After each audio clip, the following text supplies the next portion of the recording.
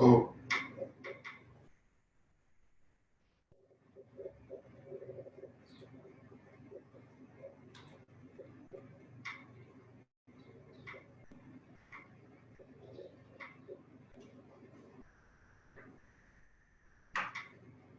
Ya no se ve la presentación. Ahorita la pongo otra vez.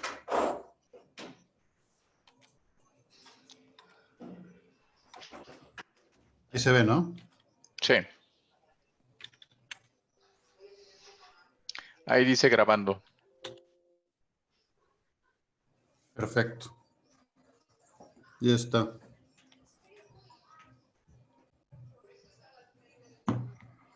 Ahí está. Pues es de muy pocas diapositivas. Uh-huh. Ajá.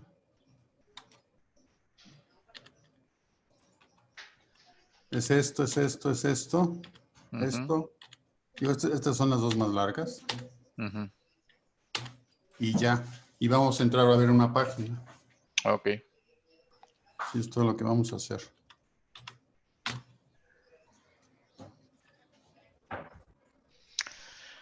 ¿Qué tal? ¿Cómo te ha ido? Muy apurado. Yo en parte no practiqué porque ha estado muy pesado para mí. Pero bueno, De esperamos que veras, todo salga bien. mucho trabajo. Sí. Sí, sí, sí.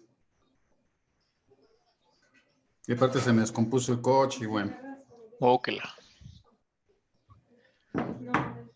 ¿El coche grande? Sí, el Jetta. Que la. Bueno, a ver si tú qué sabes de Jetta. Es que, ¿sabes qué se me descompuso? La cerradura del volante, la de arranque del motor. Ajá. No, no gira. Oh, que la.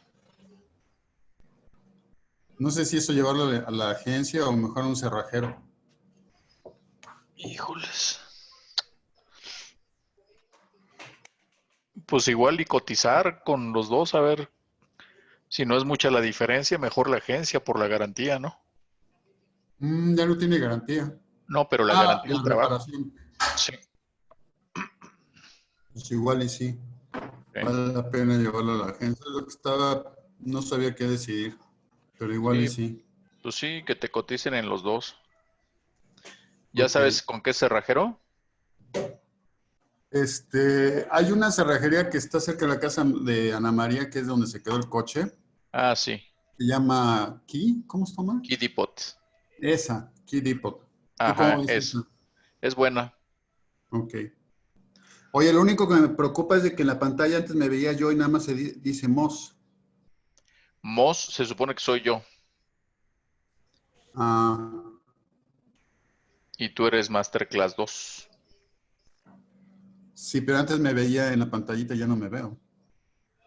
Sí te veo. ¿Tú sí me ves? Ah, bueno, Sí, ya con eso. sí.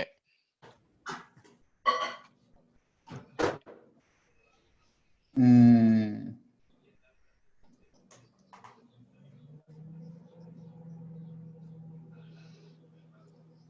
ya llegó una persona, Julián Guevara, ¿lo conoce? Ah, Julián. Julián.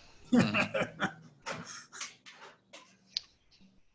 A ver, le voy a dar entrada, ¿eh? Ajá. Hola, Julián. Julián, ¿me escuchas? Bueno, no tiene su micrófono. A lo Bien. mejor todavía no. Hola, Yul. Hola, man, ¿cómo están? Buenas tardes. Buenas tardes, muy bien. ¿Tú qué tal? Bien, bien, ¿Qué tal, aquí Julián? ando para ver la máster de Alberto. Vientos. Bueno, a ver cómo va. Sí me oyes bien, ¿verdad? Sí, se oye muy bien. Correcto. Se José oye Elías y se ve Martín está por entrar. José Elías, perfecto. ¿José Elías lo conocen? Ahorita, ¿no vas a ir? Me parece que no tengo el gusto. Bueno, pues a él le doy entonces entrada hasta la mera hora, si no sabemos quién es. Bueno, pues de hecho ya va a ser la hora. Sí. Muy bien.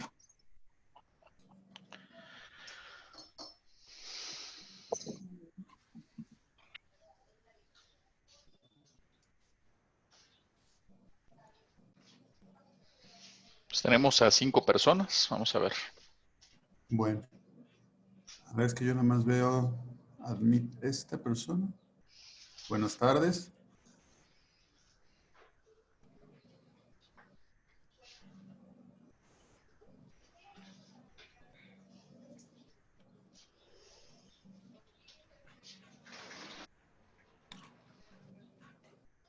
Buenas tardes.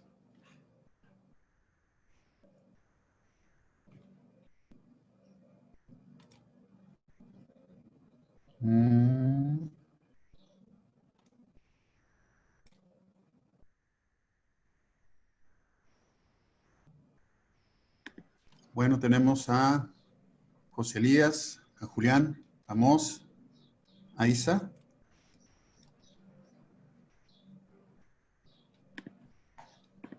Bien, si quieres, Manuel, entonces empezamos, ¿verdad? Sí, empezamos, Alberto. Muy bien. Buenas tardes a todos.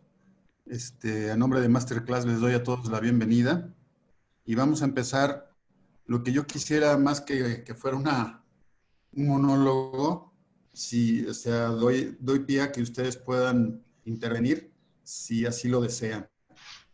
O sea, en cualquier momento me pueden interrumpir. Bien, porque es un tema apasionante. Yo creo que por lo mismo que es apasionante, pues uno que otro va a animarse a aportar alguna idea. Y el tema a los que lo estoy invitando es evolucionar la economía. Yo soy Alberto Morales. Creo entender por evolucionar lo que se entiende por ir de un menos hacia un más, ¿verdad? Y dependiendo del enfoque de la vida que tenga uno puede decir, bueno, qué es bueno y qué es malo, para saber que voy a irme de lo malo a lo bueno. Y cuando hablamos de la evolución de la economía, estamos hablando de que pues, la economía pues, no ha satisfecho todos los deseos que la humanidad hubiera querido satisfacer a través de la actividad económica. O sea, ¿cómo sabemos esto? Pues ha habido hambruna, sigue habiendo hambre en el mundo, ¿verdad? Sigue habiendo pobreza, sigue habiendo discriminación económica, o sea, que, como dice una canción de ABBA, ¿no? O sea, los ganadores son los que siempre toman todo, ¿no? Hay muchos que pueden decir eso con toda realidad. Entonces, por esas realidades negativas que hemos visto desde la perspectiva económica, yo creo que sí vale la pena que pensemos que la economía puede evolucionar, es decir, puede pasar de un menos bueno a un más bueno, que haya menos pobreza, que haya menos discriminación económica, que haya una mejor distribución de la riqueza. Y para eso, pues vamos a dar un vuelo como un pajarito, que ha sido la economía, por lo menos en la historia de Occidente al principio. Bien, de hecho, permítanme un momento. Esta es la ruta que yo les estoy proponiendo, la ruta para seguir en estas 2 horas, 1 hora hoy y 1 hora el próximo miércoles. En primer lugar, la perspectiva de economía más aceptada actualmente. En segundo lugar, una perspectiva histórica de las teorías económicas en Occidente. ¿Por qué nada más de Occidente? Porque es lo que yo conozco. Acepto mis limitaciones. Lo que es la evolución histórica de las teorías económicas fuera de Occidente, la verdad, pues es todavía un tema pendiente que tengo por ahí. Y luego tenemos, ya entrando un poquito más hacia donde yo deseo orientar la discusión, es la familia y la economía, ¿verdad? O sea, familia con la economía.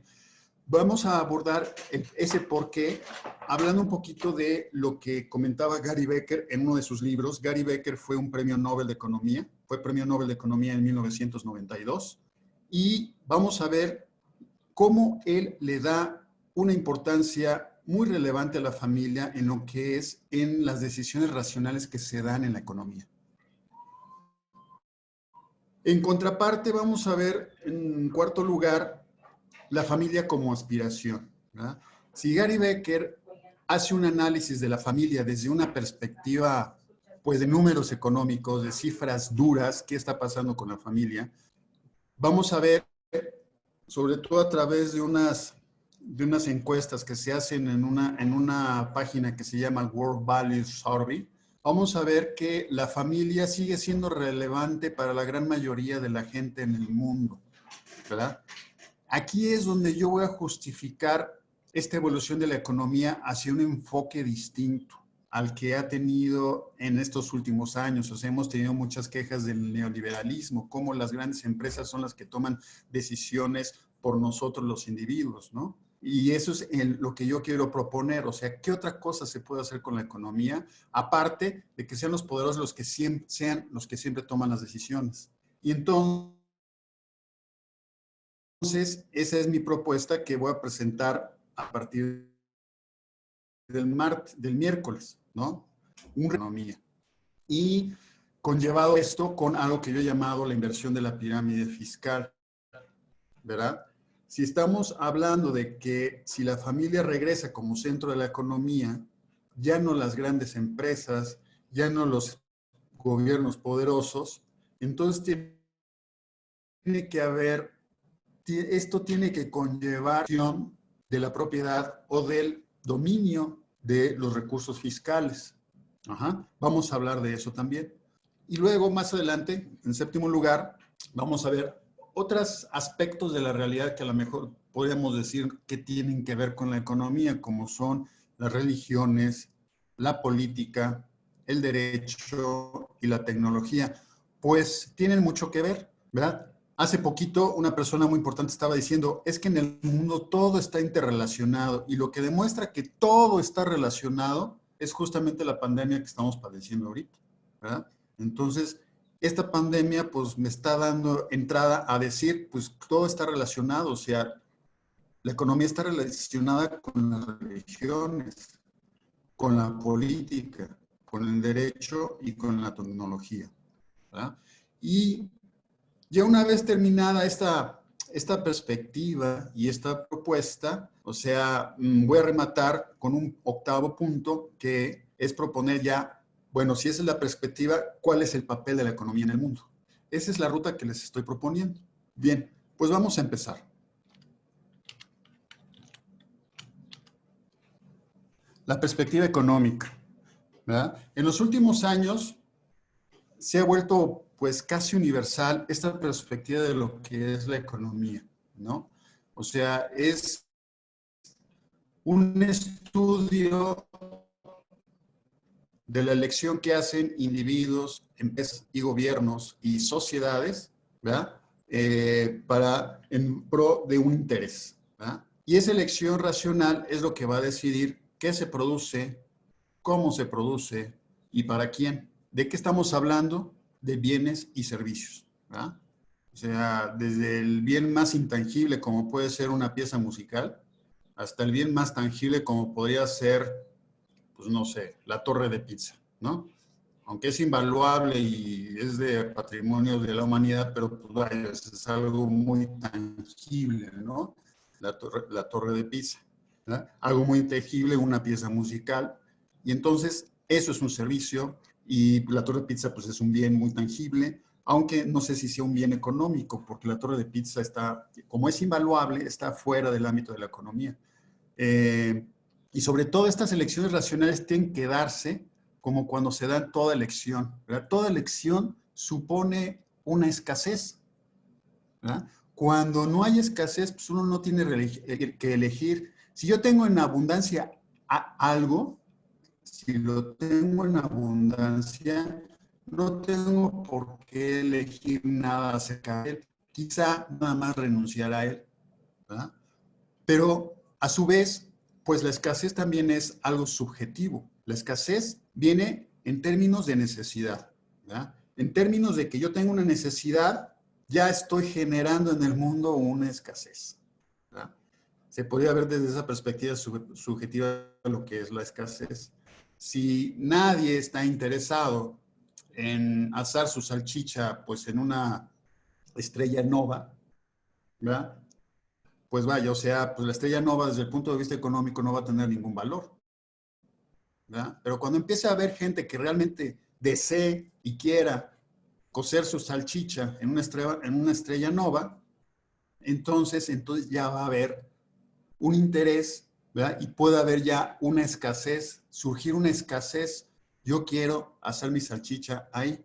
Y entonces empieza a ver como una actividad, bueno, tú quieres eso, y si tú quieres eso, yo también puedo satisfacer este interés personal. Porque, y esto es algo muy interesante de la economía, que es sobre todo lo que se ve en el margen derecho de este diagrama, que es algo, una tesis que propuso desde el siglo XVII Adam Smith, que los intereses personales y los intereses sociales siempre se complementan.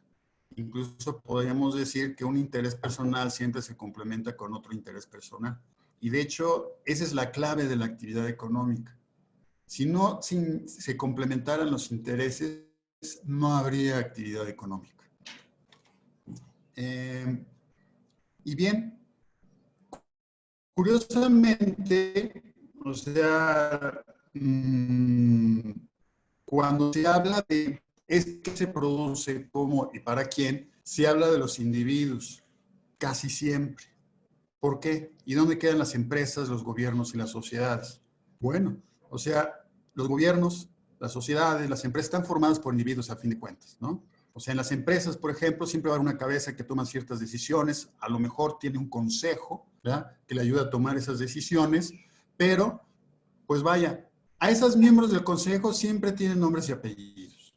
Los que toman decisiones en los gobiernos siempre son gente que tienen nombres y apellidos, aunque luego no los den sus nombres. Y en las sociedades, sobre todo los líderes, que son los que empujan a las masas, pues tienen nombres y apellidos, ¿no? Ahí tenemos, por ejemplo, un Marx, ¿verdad?, que tuvo una vida muy burguesa, pero sin embargo, pues sus ideas movieron todo lo que fue el bloque soviético en los años 50, 60 y 70, ¿verdad? Bien, entonces esta elección siempre va a girar en torno a la escasez. No vale la pena tomar decisiones en cuanto a qué se produce, cómo y para quién si no hay escasez. Si hay abundancia, no hay escasez, y si no hay escasez, no hay actividad económica. Bien. Y esta elección racional, vuelvo a enfatizar, va a girar en torno a la satisfacción de un interés personal. Sobre todo la mayoría de los economistas dicen que la gente busca satisfacer su interés personal. Entonces, si la gente solo busca satisfacer su interés personal, viene otra pregunta. ¿Cómo se satisface el interés social? Y es una pregunta que yo creo que está todavía abierta, justo por el planteamiento que estaba haciendo al principio. En el sentido de que hay gente que sufre pobreza o sufre marginación, sufre indigencia por las decisiones que toman otros. Hay un filósofo que se dedicó a la crítica política que se llama Thomas Pogge, es alemán, que justamente habla en sobre este punto, ¿verdad? ¿Cómo es posible que el interés de unos cuantos, ¿verdad?, afecte a muchos, o sea, al interés social, y esas decisiones sigan perjudicando a la mayoría de la gente y solo se benefician ellos? Parece que esto suena muy marxista, pero no. O sea, Marx ya se murió, los países soviéticos, pues ya desde la caída del muro de Berlín en 1989, pues ya dejaron de ser potencias como países comunistas, ¿verdad? Y sin embargo, la denuncia está vigente, ¿verdad? O sea, ¿qué denuncia? Esta que digo, de que los poderosos o los que tienen recursos o los que tienen, como se dice vulgarmente, la sartén por el mango, deciden de acuerdo a su interés personal y dejan en un segundo término el interés social. Pero estamos viendo con tanta indigencia que hay en el mundo, tantas escasez, tantas injusticias, ¿verdad?, que ya no puede seguir así la economía. Bien, vamos a ver una pequeña perspectiva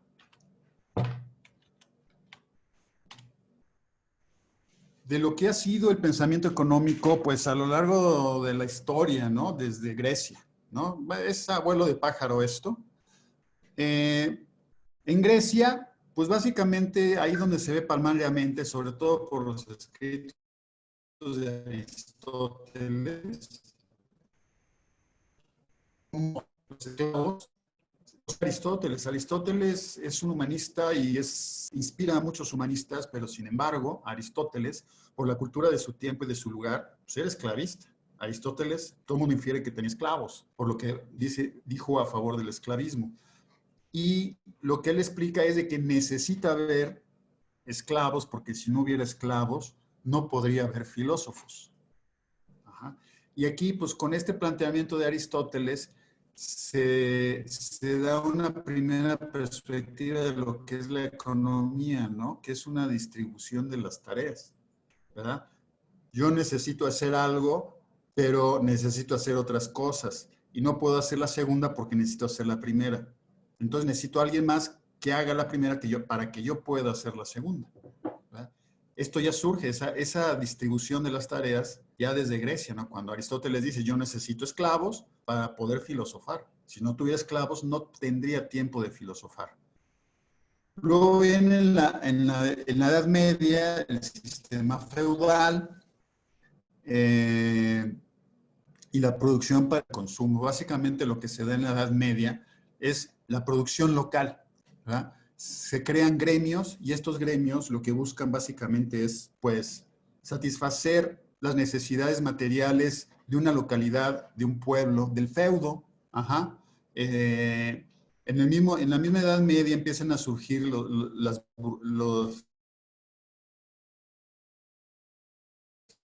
burgos, o sea, los internos burgueses, donde empiezan a surgir artesanos, empiezan a surgir artistas, pero básicamente la economía a todo lo largo de la Edad Media, pues básicamente se destina al consumo local. Y más que nada, yo creo que es claro ver este interés solo en el consumo local, porque la mayoría de la producción en la Edad Media pues era perecedera, ¿no?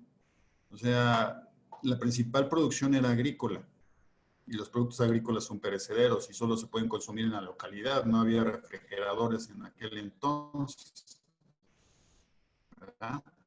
Y entonces está muy atravesada por esta realidad de la Edad Media. Solo el consumo local, porque la mayoría de lo que se produce es perecedero.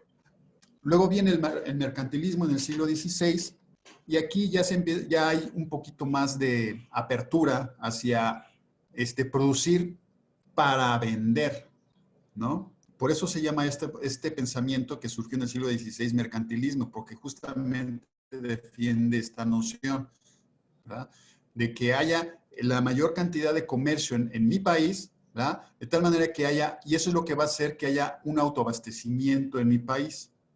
Y como en esta época del mercantilismo, pues están cerradas las fronteras, pues se empieza a considerar a los países como las principales unidades económicas independientes, ¿verdad? Ya por encima de los individuos. Sobre todo en la época de Grecia y también en la Edad Media, pues la economía básicamente era familiar.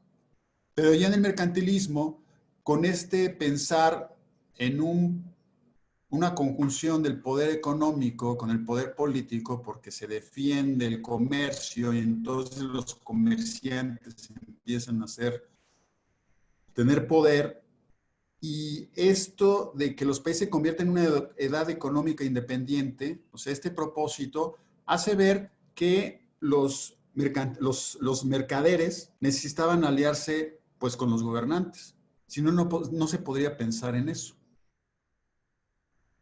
Y entonces aquí es donde surge, pues vaya, o sea, una primera gran alianza entre el poder económico y el poder político, ¿verdad? O sea, cubro mis fronteras para proteger mi economía, ¿verdad? Y generalmente detrás de estas decisiones están comerciantes que a su vez están detrás de la silla de los gobernantes. Y sobre todo hay una película que pinta mucho esta situación, que es Los Piratas del Caribe, ¿verdad? Donde se ve cómo la expansión británica obedeció pues al interés de expandir el comercio de los industriales de Gran Bretaña. Bien.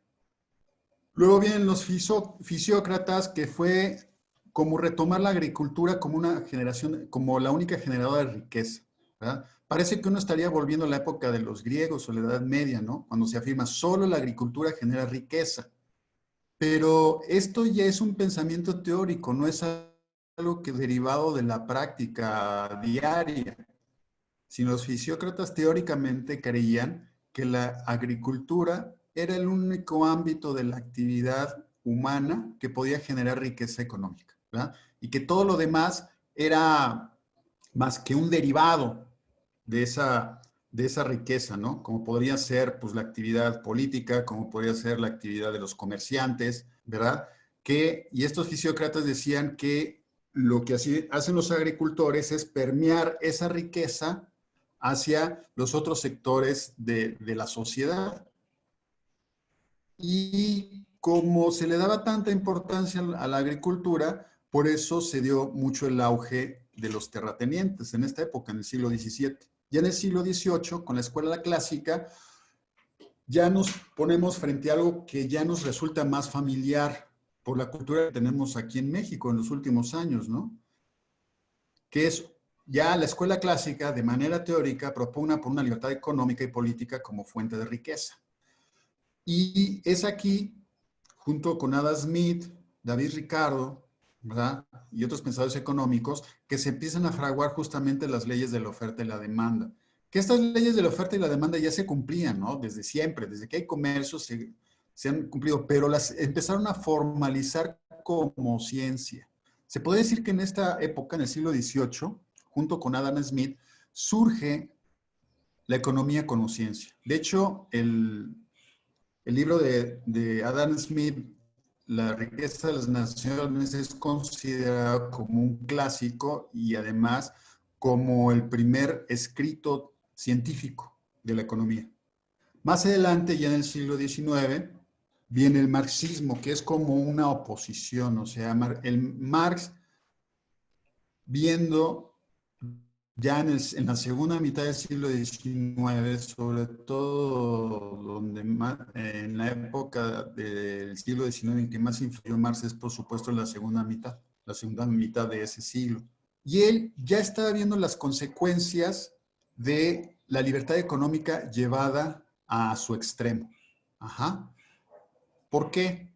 Porque Marx ya estaba viendo lo que, pues vaya, o sea, incluso escritores británicos clásicos, o sea, románticos, estaban viendo ya cómo la industria estaba generando pobreza, ¿no? Y yo me acuerdo muy bien, pues vaya, de una anécdota que existe en algunos libros de economía, una anécdota que se llama el de las camas calientes, ¿no? O sea, que las jornadas de los obreros eran tan largas que no podían regresar a sus casas, dormían en la misma fábrica. Y en la fábrica había unas camas, había 2 turnos, y cuando terminaba un turno, pues la persona que terminaba su turno iba a ocupar una cama, pero esta cama la encontraba caliente, ¿verdad? O sea, porque cuando él terminaba su turno, el que dejó tibia la cama empezaba su turno, ¿no? Y eran realmente jornadas inhumanas. Y esto Marx principalmente lo denunció, ¿no? Con todo su trabajo filosófico y económico. Y hasta cierto punto su teoría fue en defensa del trabajo. Uh-huh. Y no es que fuera muy humano, simple y sencillamente lo veía desde la fría perspectiva de la teoría económica y de la teoría política, ¿verdad? Que solo el trabajo genera capital, ¿verdad? Así como los fisiócratas decían que solo la agricultura genera riqueza, pues Marx, muy resumidamente se puede decir que dice solo el trabajo genera capital. Luego viene la escuela microeconómica, también en el siglo XIX, y es aquí donde se habla más ya de la desigualdad en la distribución de la riqueza y que esta desigualdad obedece a la desigualdad de los talentos. Esta escuela microeconómica hasta cierto punto vendría a responder las denuncias de Marx, ¿verdad? Es que hay diferencia de riqueza porque hay desigualdad de talentos, ¿verdad? Luego viene el marginalismo. Con el marginalismo se viene a afinar las teorías económicas, ¿verdad? Porque justamente vienen los conceptos marginales del rendimiento o de la utilidad. Cuando empiezan a hacerse análisis, ¿qué pasa si yo hago que mi planta produzca una unidad más por hora? ¿Verdad? voy a ganar o voy a perder. Y esa utilidad es por unidad. Y entonces es cuando se empiezan a hacer análisis marginales del incremento de la producción o del decremento de la producción. Se refina bastante. En la época del pensamiento marginalista se refina bastante el pensamiento económico. Ya podríamos decir que a finales del siglo XIX, pues la ciencia económica pues ya era propiamente una ciencia, ¿no? Al lado de las demás. Luego viene la escuela neoclásica, que nos viene a hablar algo que descubrieron los mercantilistas en el siglo XVI, pero de lo que hablaron más expresamente la escuela neoclásica en el siglo XX es la importancia de las políticas para la redistribución de la riqueza. Mientras los mercantilistas defendían la participación del gobierno entre los comerciantes, la escuela neoclásica lo que dice es, esta redistribución no es nada más entre un sector de la economía, o sea que esta redistribución de la riqueza debe ser hacia toda la población. Y entonces esto viene a madurar pues el radicalismo dentro del mercantilismo. Luego viene el keynesianismo, que es como una derivación de la escuela neoclásica, pero sobre todo por esto es conocido Keynes, John M. Keynes, ¿verdad? La importancia que tiene la intervención del Estado en la economía. Si bien la escuela neoclásica habla de la importancia de las políticas para poder redistribuir la riqueza, Keynes hace énfasis en que esta importancia llega a nivel de intervenir, o sea, de ejercer un poder soberano para orientar hacia dónde va la economía de una nación. Luego viene el estructuralismo, todo esto es en el siglo XX, viene el estructuralismo y es ahí donde más se habla de la especialización productiva. Y es algo que estamos viendo con la expansión de la globalidad, ¿verdad? La expansión de la globalidad se ha dado por la especialización, o sea, ha habido países que se han especializado en cierta producción y es donde han tenido una ganancia relativa los países, ¿verdad? Entre más especialidad hay, pues vaya, se puedo generar más de una misma cosa y así dejo que otro se especialice en otra cosa y a su vez permito que otro se especialice en otra cosa y entonces así todos ganamos y todos nos especializamos, ¿verdad? Porque entre más especialización, cada persona va a ser más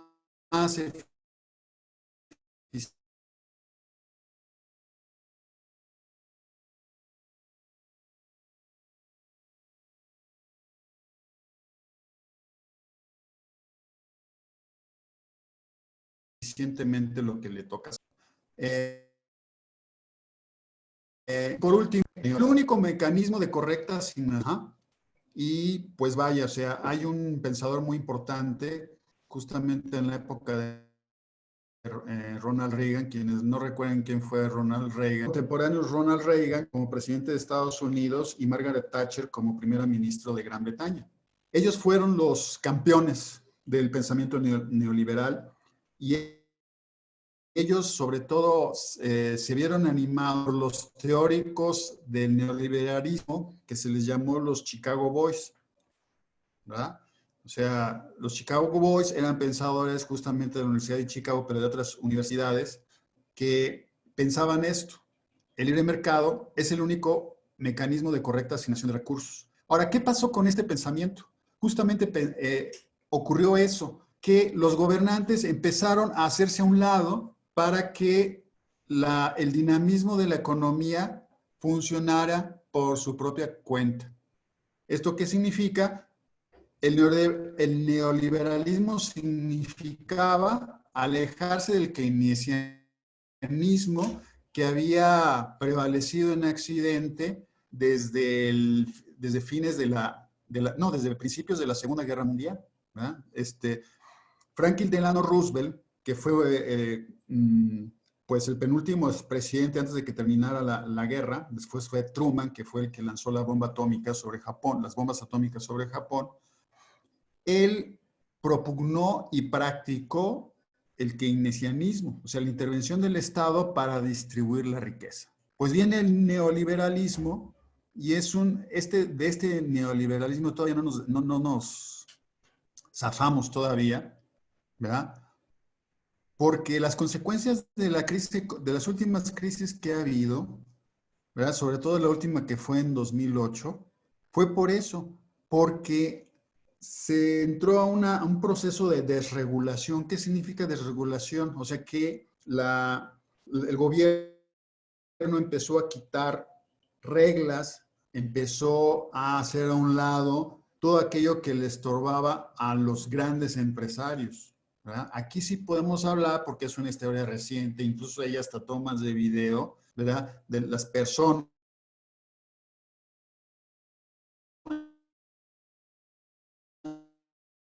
con nombres y apellidos que estudia en el Congreso de los Estados Unidos para crear las leyes que les estorbaban. Ahí están hasta filmados, personas con nombres y apellidos, ¿verdad?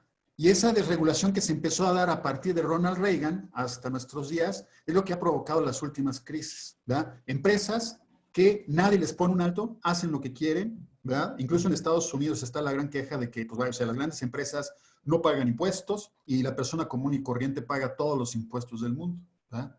¿Y eso por qué? Gracias justamente a las decisiones que se tomaron en el Congreso de la Unión o en la Casa Blanca, ¿verdad? Pero por presiones, por cabilderos muy concretos, con nombres y apellidos, ¿verdad? Y esto es, abuelo de pájaro, pues un poco lo que ha sido el pensamiento económico en Occidente, ¿no? Abuelo de pájaro. Bien, entonces regresando un poquito al contenido, ya vimos, pues vaya, ¿cuál es la perspectiva de economía más aceptada actualmente, que es el de la elección racional en búsqueda del interés personal? Y ahorita lo que acabamos de ver es una perspectiva histórica de las teorías económicas en Occidente, que hemos visto, pues, que ha habido de chile, manteca y dulce, ¿no? O sea que, pues vaya, ha habido socialismo, desde el comunismo radical hasta nuestros días el neoliberalismo, y sin embargo han sido millones y millones de personas, ¿verdad?, que han sido víctimas o incluso beneficiarios de enfoques de la economía totalmente opuestos, desde el más crudo comunismo colectivista hasta el más crudo neoliberalismo, ¿verdad? Y la gente ha sobrevivido, a pesar de haber vivido en medio de teorías tan opuestas. Pero algo que hay que tener presente es de que, pues bueno, o sea, el comunismo tenía cosas buenas, las pudo haber tenido, yo creo que casi nada bueno tenía mucho de malo, porque prácticamente era un régimen esclavista, ¿verdad? La gente no tenía derecho a pensar, no tenía derecho a opinar, no tenía derecho a la propiedad privada, realmente era un régimen dictatorial, ¿verdad? Y gracias a Dios, pues se acabó.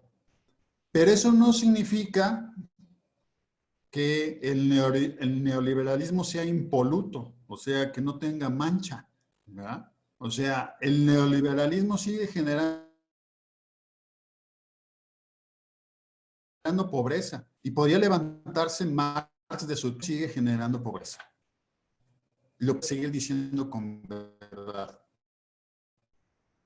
Entonces, las cosas no están resueltas. Y como no están resueltas, o sea, Marx ya, pues digo, ya tiene, pues, no sé, 100 años de que han muerto, ¿verdad? Y sus denuncias, muchas cosas, al más débil. Bien, entonces vamos a entrar a los puntos más interesantes de este primer día, que es la familia y la economía según Gary Becker. O sea, él está poniendo un factor adicional para pensar en lo que debe ser la economía, ¿verdad? Aunque lo que vamos a ver ahorita, pues es justamente la perspectiva de un economista, ¿verdad? Aquí dice,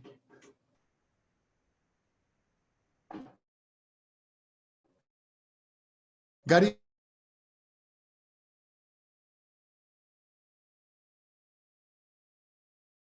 Becker, como les dije, fue un premio Nobel de Economía. Bien, creo que este fue el libro que le dio el premio Nobel, ¿verdad? Un tratado sobre la familia. Y esto es un mega resumen de su libro, ¿no? Es un abismo su libro, ¿verdad? Sobre todo para los que les interesa ya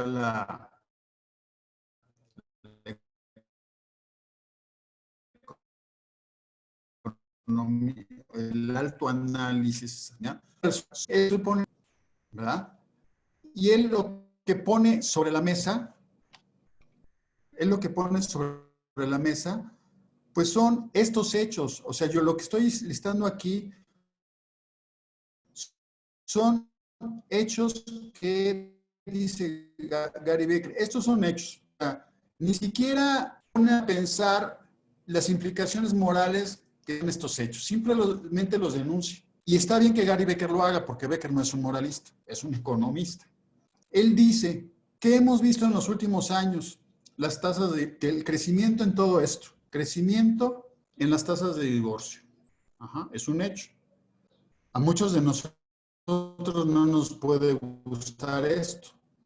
Y sobre todo si nosotros pertenecemos a un pensamiento que dice, pues, o sea, lo mejor que le puede pasar a la sociedad es que tenga familias, ¿verdad? Entonces, podemos decir, pues, el divorcio es una lacra. Si pienso que las familias son las que mantienen cohesionada la sociedad. Pero Gary Becker dice, independientemente de decir si el matrimonio es bueno o es malo, las tasas de divorcio se han incrementado pues desde los años 60. Ajá. Tal vez un poquito antes se han empezado a incrementar estas tasas de divorcio, porque antes de la Segunda Guerra Mundial, pues como las tasas de divorcio eran muy bajas y aparte ese porcentaje se mantuvo muy bajo. Otra cosa que creció fueron las mujeres casadas y con hijos en la fuerza laboral. Esto es un hecho también, ¿verdad? Y esto mucho menos podemos decir si es bueno o malo, ¿verdad? Mujeres casadas y con hijos en la fuerza laboral, no podemos decir que es malo, definitivamente. Pero es un hecho. En los últimos años, sobre todo este crecimiento se vio pronunciado a partir de los años 60, mujeres casadas y con hijos en la laboral.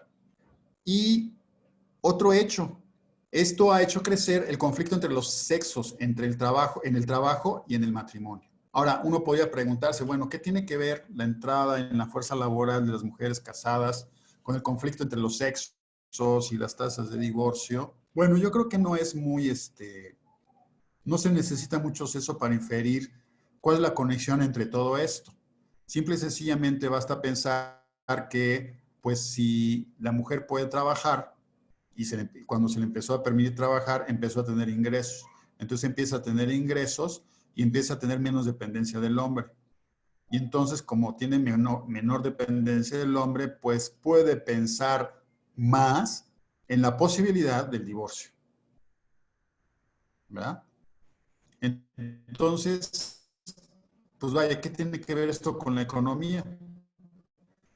Justamente lo que hace Gary Becker es ver cómo estos comportamientos dentro de la familia y la relación entre hombres y mujeres afectan la economía, ¿verdad? La demanda de bienes y servicios se modifica por estas conductas. Otra cosa que creció, los hogares encabezados por mujeres, ¿verdad? Cada vez son más las familias en que las encabeza una mujer. Y como las encabeza ella, se sobreentiende que es eso, ¿no? Que es hacer cabeza porque yo soy el que la mantengo. También lo que crece es el número de niños que crecen con un solo padre. Desafortunadamente, pues digo, podemos decir desde otras perspectivas psicológicas, sociológica, ¿verdad? Humana, pues esto es muy negativo, pero ve que lo consigna solo como un hecho.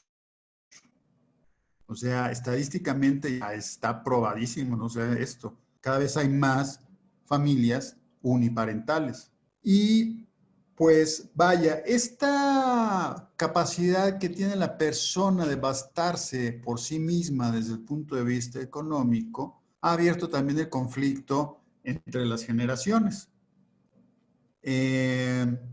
Pues sí, pues entre mayor independencia, pues ya no tengo que agachar la cabeza porque si no me corres de la casa y como, ¿verdad? Como la gente pues ya es más independiente, pues hay estos conflictos entre generaciones.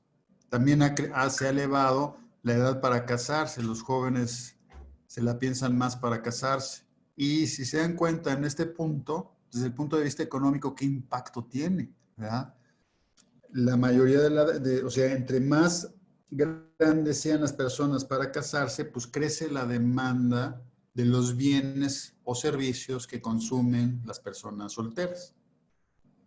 Digo, es una de las conclusiones que se podía sacar de esta introducción del libro de Gary Becker. Y pues algo que también se ha dado más todavía es la elección racional entre el número de hijos y la educación.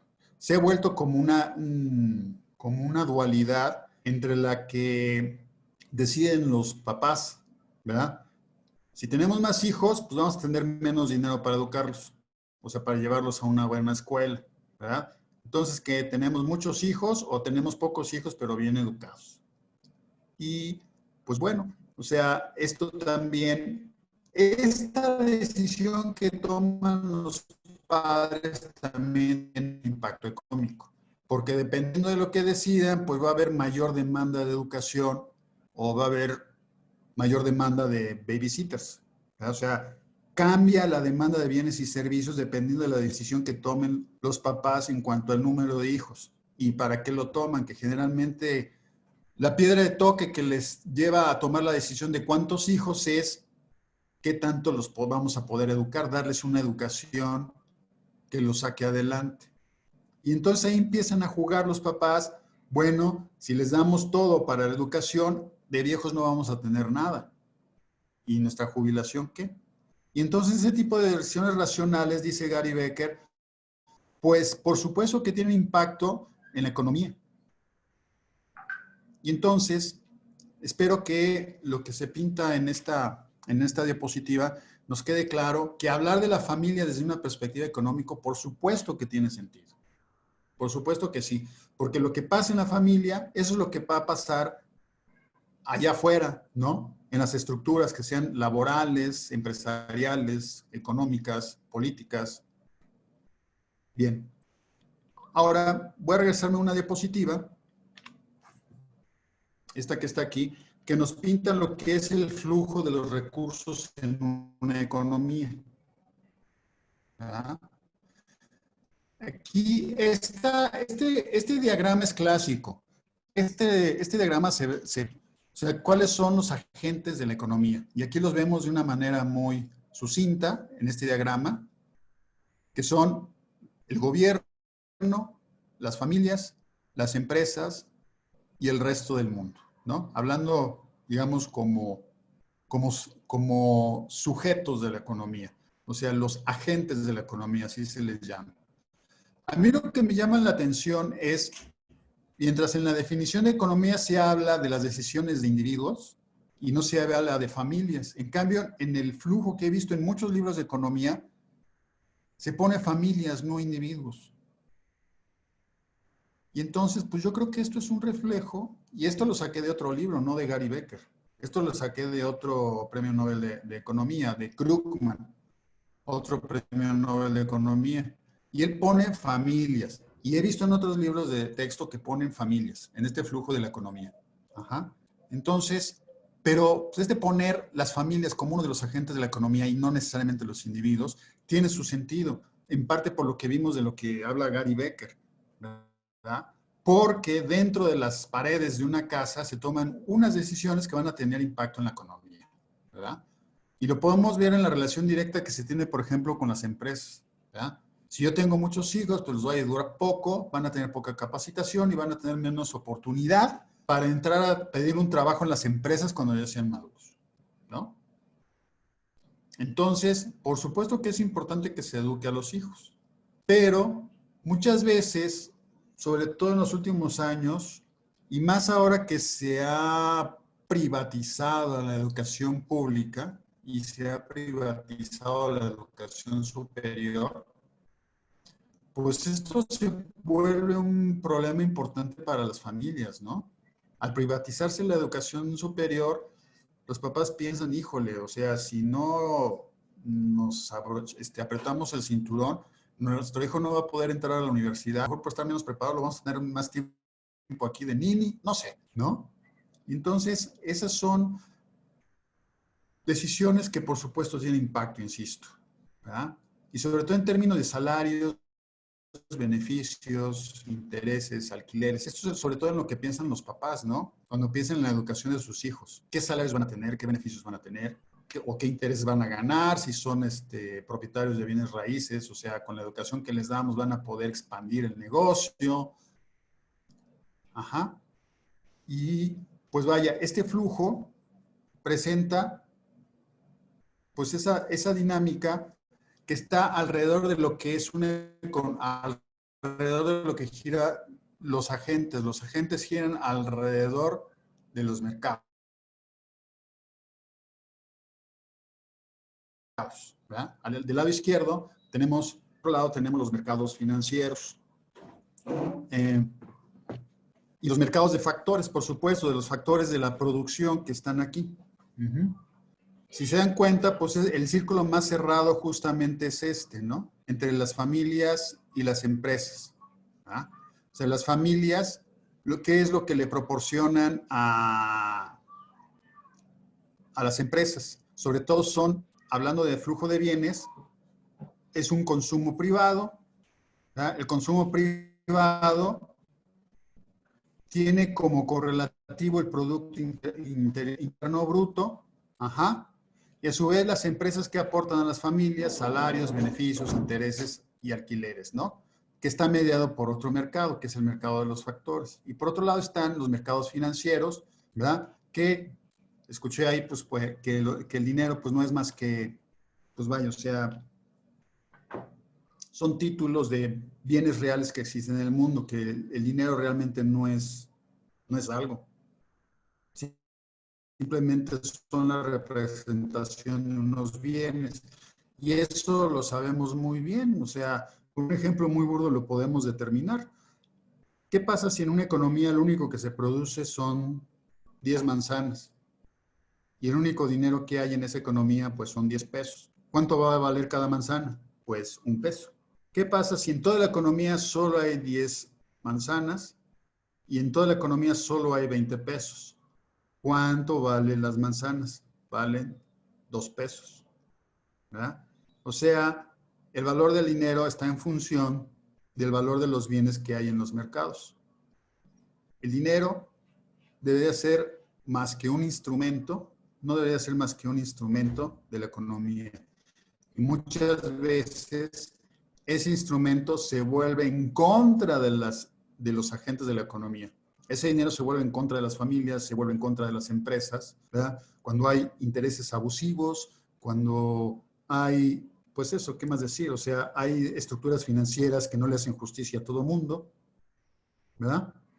Bien.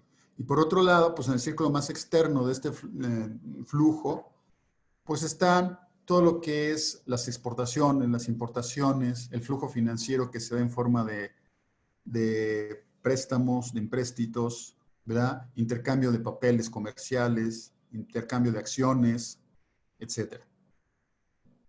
Pero yo lo que quiero resaltar aquí, que este diagrama, tal vez inconscientemente, está resaltando la relevancia que tienen las familias en la economía, ¿no? Y respaldado por lo que vimos que menciona Gary Becker en la introducción de su libro, un tratado sobre la familia. Bien. Y redundando en esta defensa de poner a las familias como centro de la economía, quisiera yo recurrir a una página, esta que se llama WW World Values Survey, ¿verdad? Para hacer notar justamente algo que respalda todo lo que he estado diciendo en torno a la economía y en torno a la familia.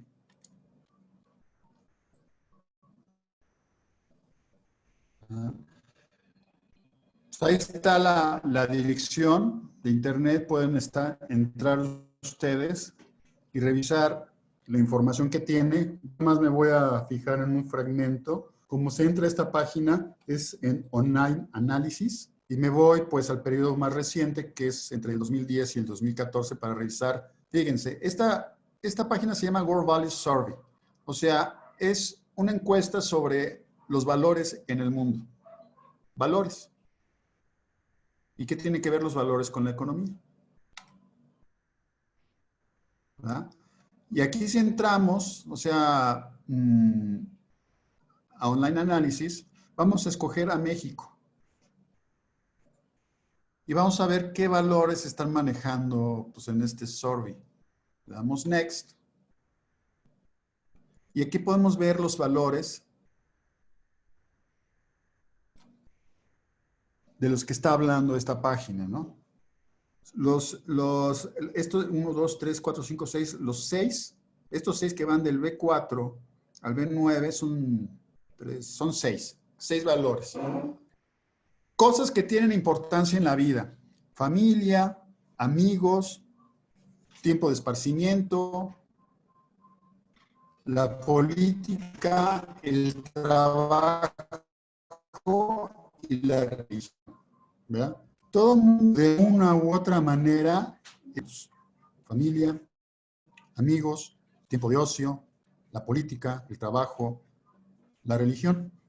¿Y qué es lo que hace esta página? Por ejemplo, si yo me voy a que me muestre el valor de la familia, o sea, la importancia en la vida que tiene la familia,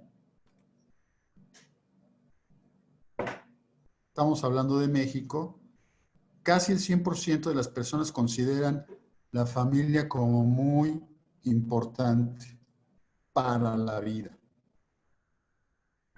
Casi el 100% de los encuestados.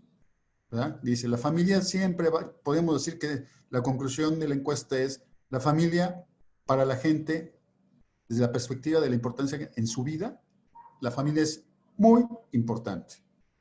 Si nos vamos, por ejemplo, a amigos. Aquí como que está más distribuido el asunto. O sea, no es tan unánime la encuesta, ¿verdad? El 40% dice que los amigos importantes, casi otro 40% dicen que son más o menos importantes. Un menor porcentaje dice, pues no, los amigos no son tan importantes, no son importantes y no saben, ¿no? Aquí si se dan cuenta, pues no hay tanta unanimidad respecto a la familia. O sea, como que hay una mayor distribución, hay una mayor diversidad de opinión. O sea, lo que me asombra de esta encuesta es la unanimidad que hay en torno a la familia respecto a la importancia que tiene en la vida de la gente, ¿no? Vamos a regresarnos y ver otras. Por ejemplo,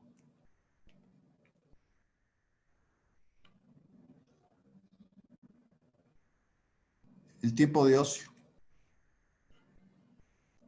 Es más o menos algo parecido a lo que pasa con los amigos, ¿no? O sea, obviamente, pues, mucha gente dice, sí, es muy importante, pero no llega casi al 90% al que llegaba la familia, ¿verdad? O sea, aquí sigue no habiendo tanta unanimidad como había respecto a la apreciación de la familia como importante para la vida.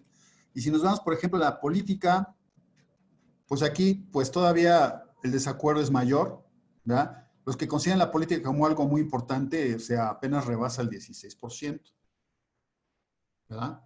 O sea, a pesar de que en la teoría nosotros decimos, no, la política es muy importante, pero dicen, para mi vida la política no es importante, casi eso se puede reflejar en este diagrama. Si nos vamos al trabajo, aquí hay algo, fíjense, casi 90%. Ese de opinar que es muy importante el trabajo está peleado con el de la familia, ¿verdad? Y no sé si casen con lo que estábamos viendo con lo que decía Gary Becker. O sea, en la importancia en la familia, trabajo y familia se pelean. En la importancia que tienen para la vida, ¿verdad? O sea, hemos visto varias, o sea, que son amigos, tiempo de ocio, política. Si nos vamos a religión, pues aquí también la gente le da importancia, casi llega al 60%, pero la conclusión que podríamos tomar aquí es, a pesar de las crisis que ha padecido la institución familiar, a pesar del crecimiento de los divorcios, a pesar de que tanto se ha atacado a la institución familiar, en el sentido de que dicen que ya no sirve, pero pues esta encuesta nos está diciendo que para la gente lo más importante en la vida sigue siendo la familia. Ahora, ¿qué conclusión se puede tomar de esta encuesta? Yo sé que puede haber más información, a lo mejor que contraviene la conclusión de esta encuesta, pero partiendo nada más, una conclusión a partir de lo que dice esta encuesta, podríamos afirmar que si la familia es lo más importante en la vida de las personas, ¿por qué no es lo más importante en la economía? ¿Ah? Y es lo que yo quisiera que muchos teóricos de la economía pues me respondieran. O sea, obviamente pues sí hay que corroborar pues que sean sólidos. Yo creo que sí son sólidos porque estas encuestas, el World Value Survey lo lleva haciendo muchos años, no está inventando y no está improvisando. Yo creo que sí son relevantes estos datos que está poniendo y están respaldando la tesis que yo estoy defendiendo en estos breves momentos. La familia sí es importante, y si es lo más importante, ¿por qué no es lo más importante en la economía? Es una pregunta que yo quisiera que nos hiciéramos cada uno de nosotros, y no sé si alguno de los participantes quisiera, pues, aproximar una respuesta a esta pregunta. ¿Hay alguien?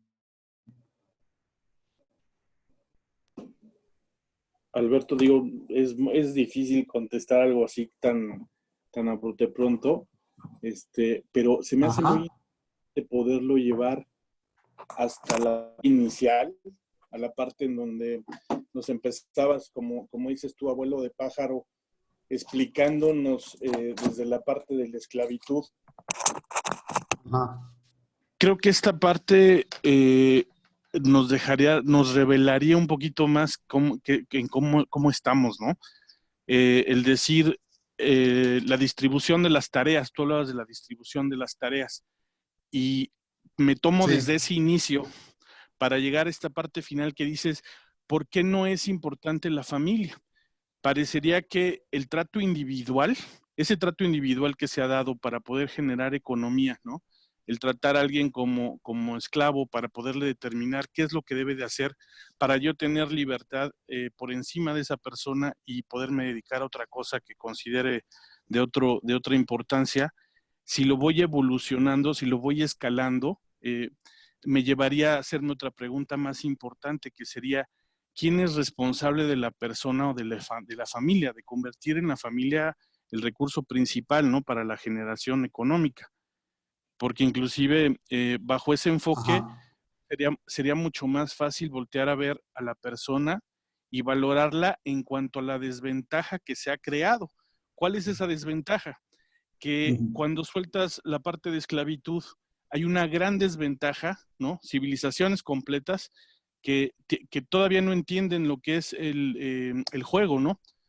Esta parte pues que le explicas de una manera bastante simple, ¿no? La parte de cómo, de la parte de la escasez, ¿no? Y quienes te empiezan a formar esas reglas de qué sí tiene valor y qué no tiene valor, y cómo se organizan, quién puede ser un mercader, quién puede ser un empresario, ¿no? Y cómo nos empezamos a crear un gran rezago.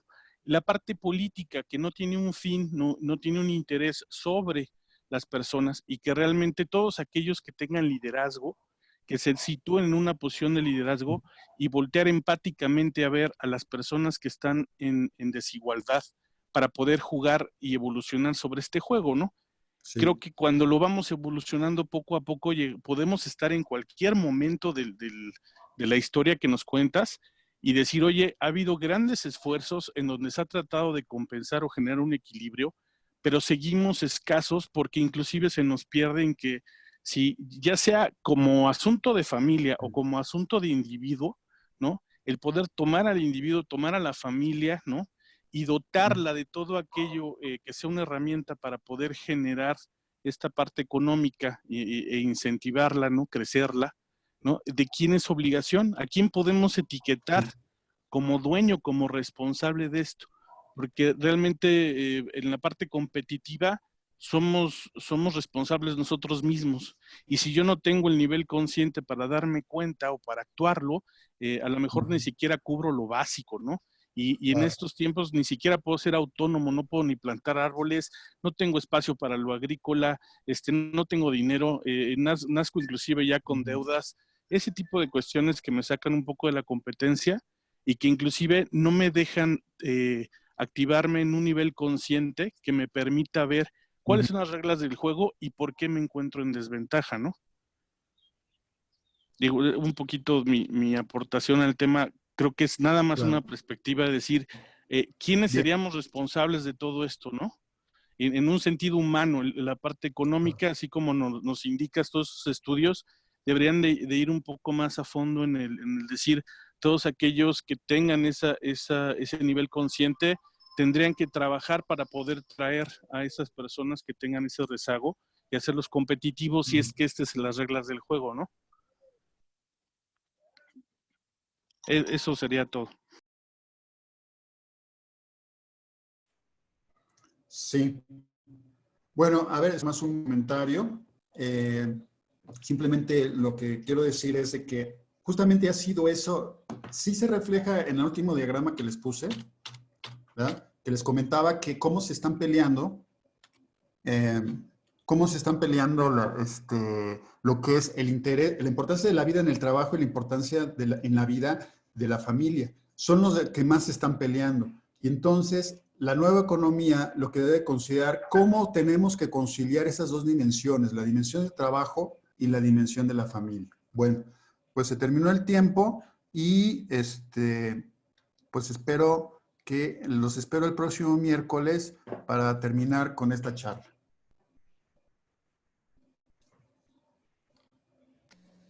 Muchísimas gracias. Hasta luego. Gracias. Gracias, hasta luego. Nos vemos el miércoles. Nos vemos el miércoles. Gracias. El miércoles, hasta luego. Hasta luego.